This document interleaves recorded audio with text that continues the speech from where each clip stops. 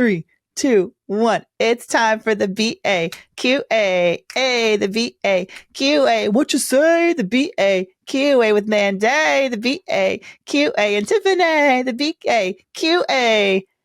Hey! Oh, thank you, Brandice, for helping me with that. I kind of feel like you're one of those, now you're just like a recurring guest on Brown Ambition and our audience, BA fam. We have, I feel like a third sister co-host. Well, Brandice Daniel is back in the stew with us because the gems that she is able to drop, y'all, are just unlimited. And now that we are brand new best friends, I have invited her again to the BA couch to take some of y'all's questions. Yes. If you have not yet listened to the OG episode with Brandice Daniels, what are you waiting for? Please go. She is the founder of Harlem Fashion. She has an incredible book, a beautiful work of art, and a labor of love, a labor of love called Fashion in Color Volume 1, and there will be more, so go get yours now that you can pick up. Also, check out Brandice Daniels on IG. Brandice Daniel, sorry, added an S to your name, as you do if you're Black. It's Kroger's, not Kroger. Right. We know. Brandice Daniel on IG. Check out her podcast, Fashion in Color, and all the incredible work that she does. But when we set aside all that normal stuff that you do when you're interviewing someone fantastic on a show, which is typically like talk about how brilliant they are and all the brilliant things they've achieved, we kind of cut through all that BS when it comes to Brown Ambition because we want to get to the sauce. We want to understand the recipe. How did you get to where you are? And one of the gems that you dropped, or little nuggets you dropped in our first episode, Brandice, was that you had sort of been thinking when you started HFR that it may be a nonprofit.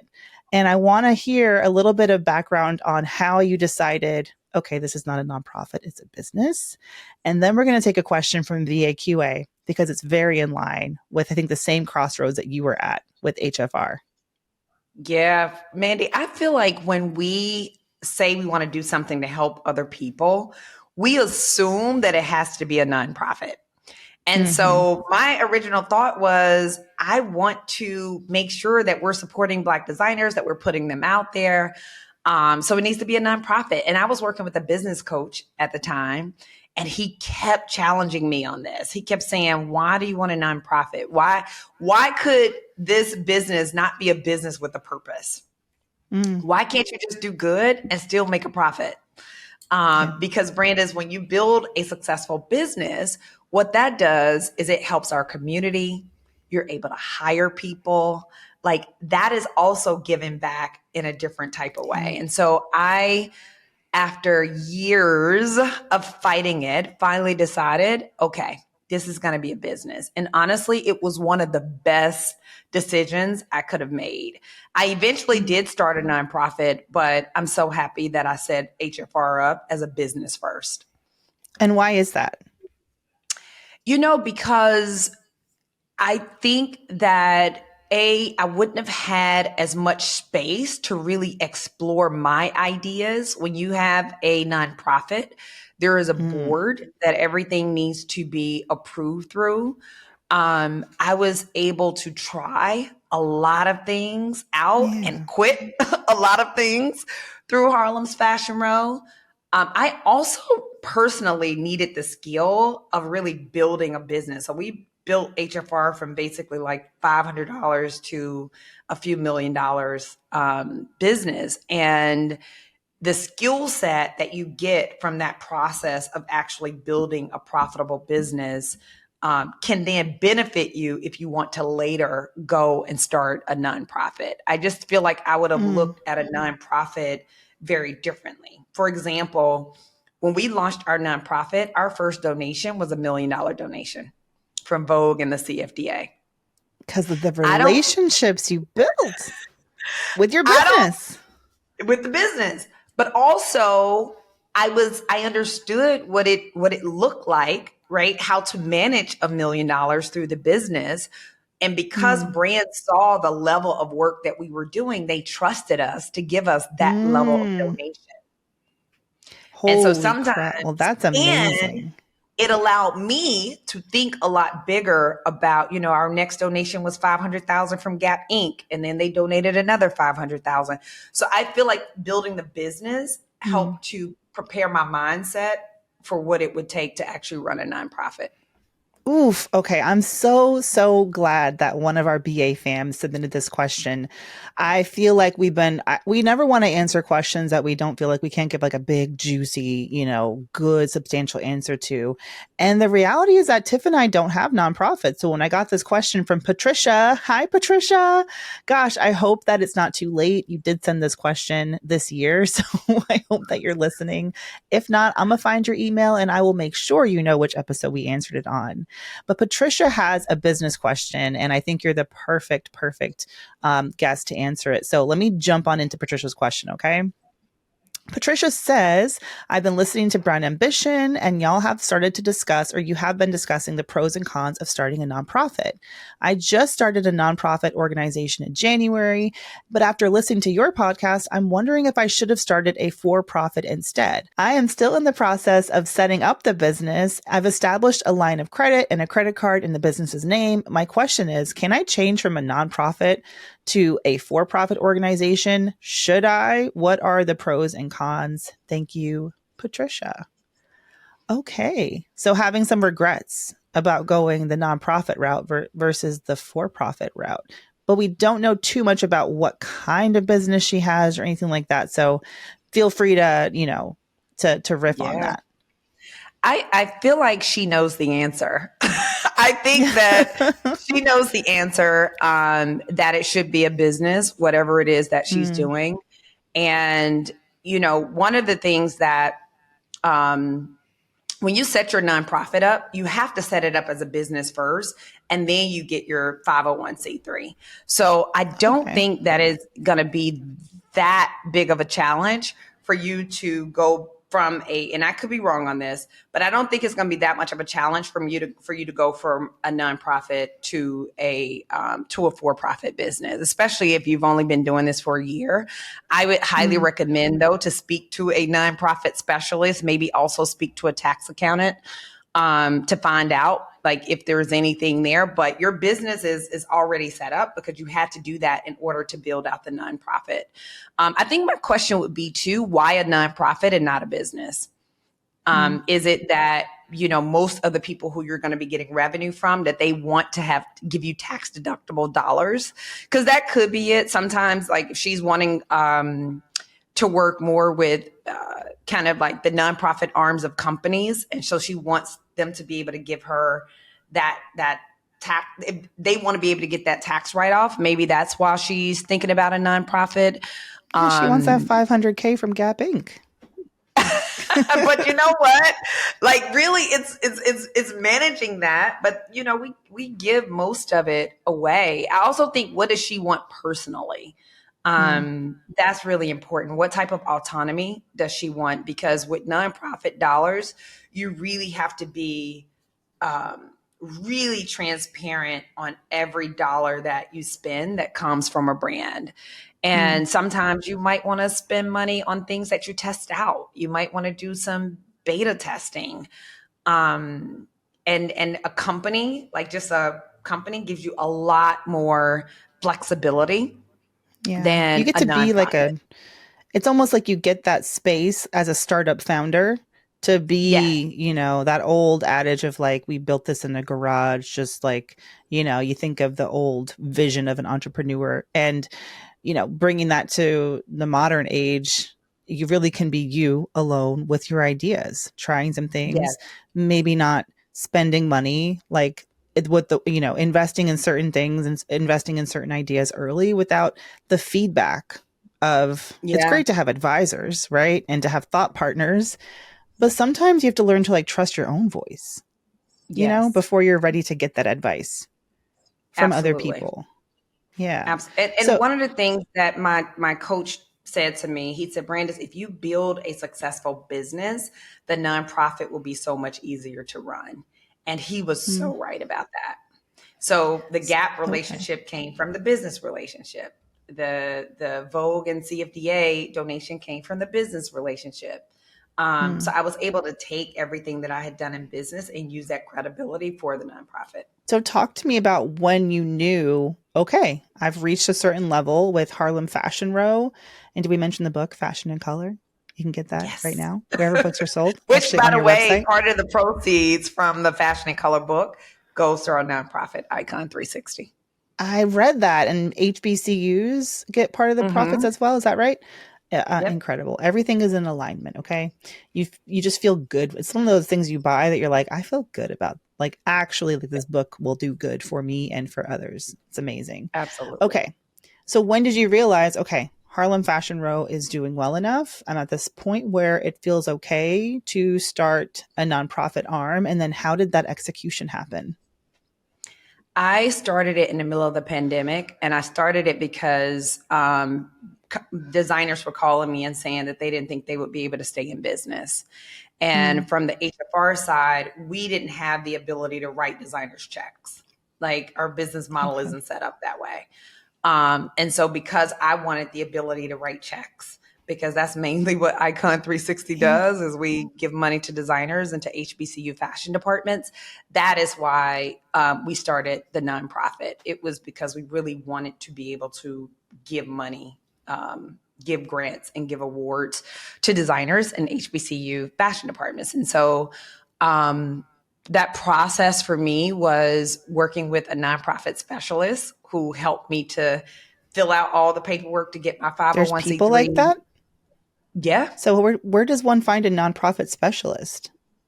If someone needs a nonprofit, the one that I work with who was fantastic, her name is I can't think of her last name, is Daphne, but I'm happy to share the person who I work with. DM me, I'll send you her information. And we work with her. She helped get all our paperwork together. We had to, first we had to start the business because Icon 3, when you do a nonprofit, it has to be a business first. So we had to start it Okay. as a business, Icon 360, and then you get the 501c3 sits on the business. So we Gotcha. got all of that done. And then we had to come up with our bylaws. I had to come up with the board. We had to come up with a mission statement, um, and kind of like what was our fiscal responsibility going to be and how we were going to manage donations so that we can communicate that to our donors. And then once we did that, we were rolling. Yeah. So then it's managed underneath the umbrella of HFR. So the staff you have there, Totally separate. oh, totally separate. Okay. So then who's the director of that program? Like, did you have to find someone to manage those funds and make sure that, like you said, all of the fiscal responsibility, like the accountability, the accounting is reported properly to the board and to donors? Did you hire a separate team for that? I had to hire a separate team. So we have a Okay. separate legal team for that. We have a separate accounting team for Icon 360. Matter of fact, they emailed me this morning because we're about to do a self audit. And yeah, I have to have a totally separate team for Icon 360. It runs totally separate from HFR. Oh, interesting. Okay. I guess I always just thought, just in my own ignorance that, okay, well, it's just, you have the big company and then the little over there, they're the people who do good over there. They sit over there and they manage that money. They keep, but Yeah, that's no, fascinating. it's a lot. It's a lot of Mm. it's running a whole nother business. That's why I'm like, if you just want a business, just start a business because a That's nonprofit people. is not easier. It It's is not, not easier thank at you. all. Thank you for because I've never done it, but I just have heard, and I'm like, this sounds just like they got the same personnel problems. You still have like management issues. Toxicity is running rampant in the nonprofit sector, and they're getting away with it because we're a nonprofit. You're all here because you want to do good in the world, so I can treat you like garbage because I'm a do-gooder. Like, oh, I have such a beef with the nonprofit space. Not yours, of course. I'm saying. No, right. And the fact that, yes, and it also goes back to what you were saying about being a savvy business owner, first running a business properly. And you learn, I mean, I don't want to put words in your mouth, but do you feel like you learned just management skills, leadership Yeah. skills that have served you now that you have ventured into the nonprofit space with Icon 360? Absolutely. I even tell nonprofits because a lot of times approach brand partnerships with a one-page letter. And they send this letter out Mm. and they want people to give them like $50,000 from this little letter that they have. Mhm. And I'm like, you have to approach, like, we approach our donors in the same way as we approach our sponsorship partners for Harlem's Fashion Row. Very similar. Mm. Like, even though you're a nonprofit, your process still needs to be very business like. You Mm. need to send out a proper sponsorship proposal. That's usually a 10-page document showing photos and giving people a peek into like what you do and the impact that you have. It is very, if you operate a nonprofit like a business, it will probably be really successful.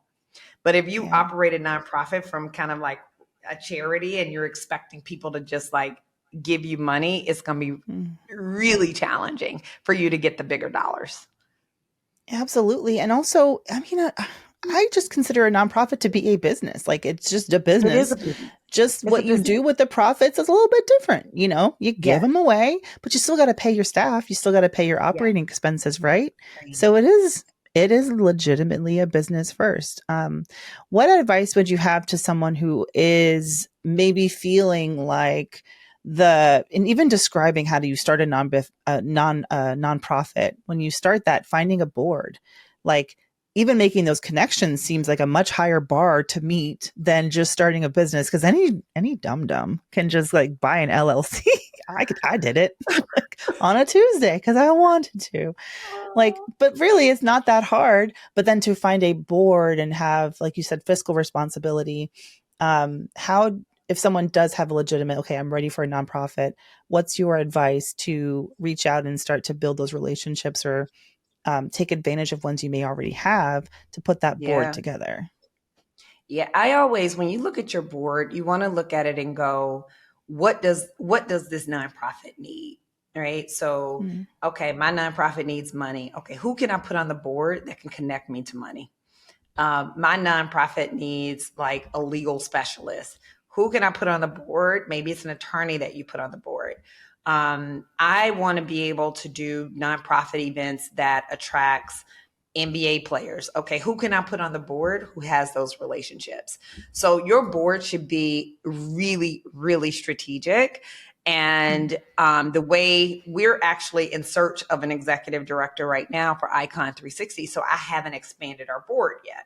So my goal is to expand our board, but I don't have the bandwidth to manage those relationships. And when you have a Mm. board, you really need to be able to, manage those relationships, stay in communication with them. And Mm. so you need a great executive director to be able to do that. Or if this is like your main thing, you need to be the one to make sure that you're constantly like managing the relationships with the people that you have on your board.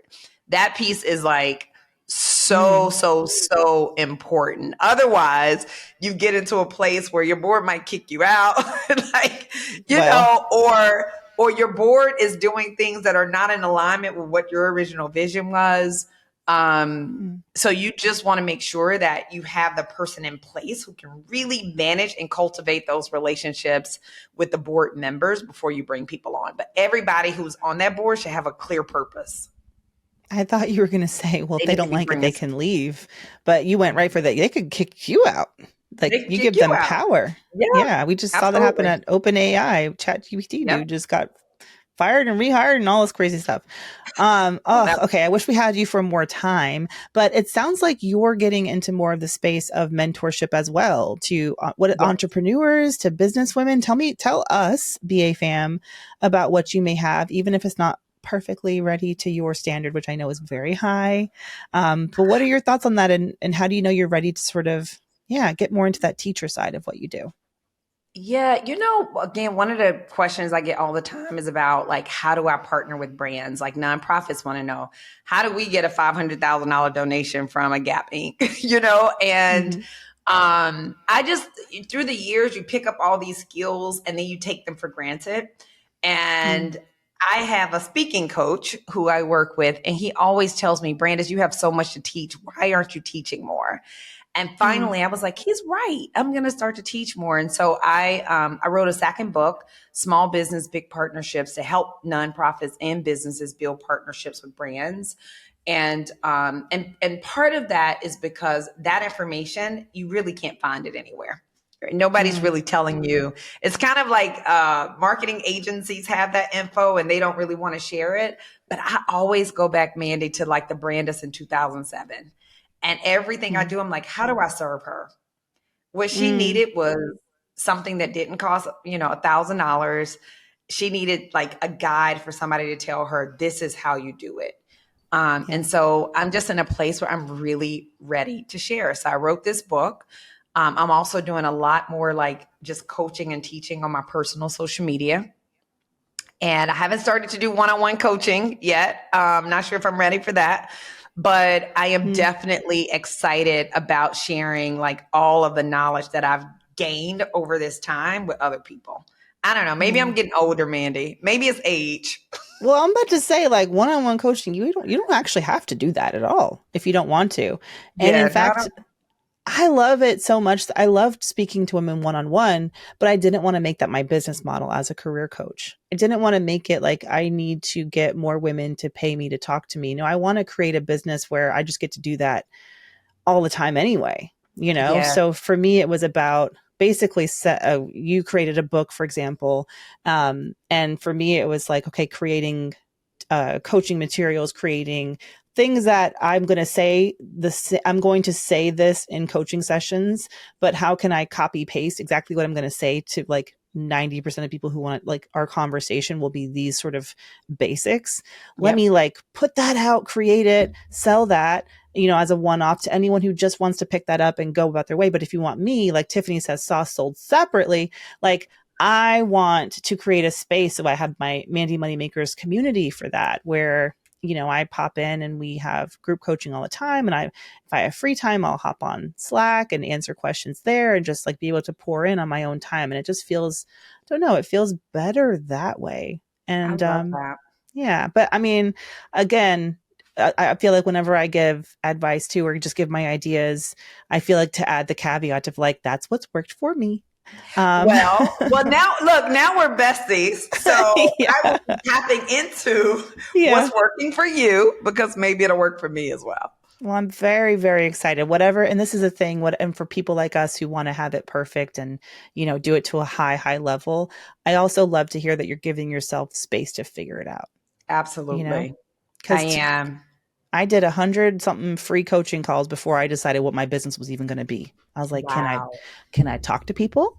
Do I like it? Do they like it? Am I doing something, and then just figured out the next thing and figured out the next thing. And yeah, I just think too many of us are expecting to have this perfect roadmap. And sometimes, and I like to hear that you too, just give yourself space to play.